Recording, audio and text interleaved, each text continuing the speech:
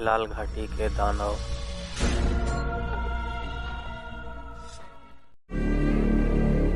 घर में वापस आकर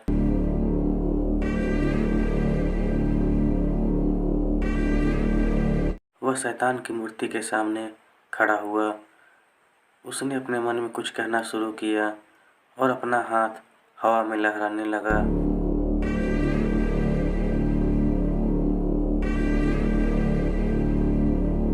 कुछ ही देर में शैतान की मूर्ति से धुआं उठना शुरू हुआ।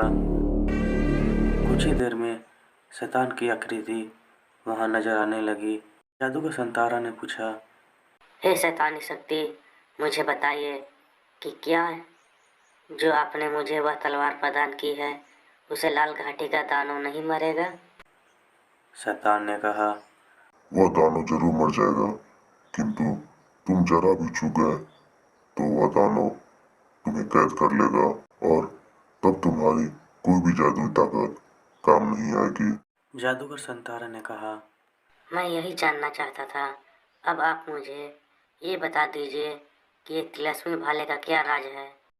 शैतान ने कहा, वह तिलस्मी भाला जिसके पास होगा उसे कोई भी हरा नहीं सकता।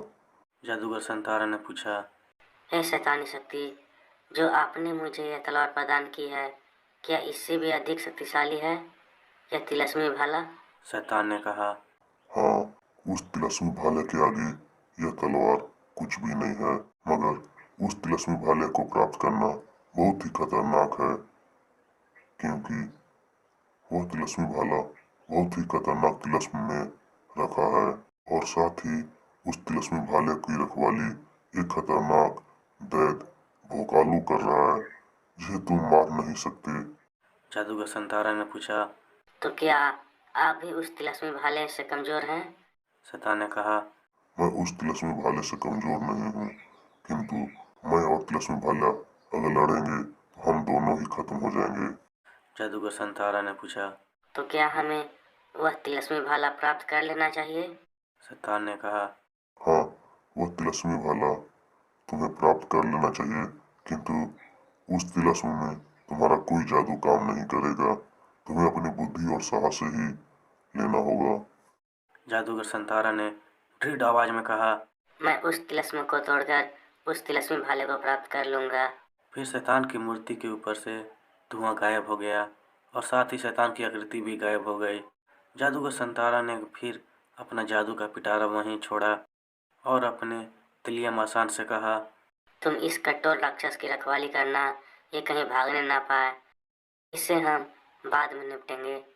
पक्षी रूपी कठोर राक्षस सब देख और वह सुन रहा था।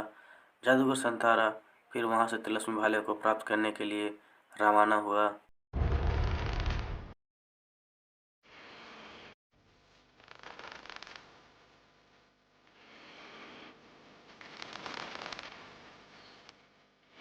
जादूगर संतारा साल का राज में पहुंचा और फिर वह उस शाही कब्रिस्तान की तरफ रवाना हुआ जहां पर साल के राज के राजाओं का शरीर दफन थे।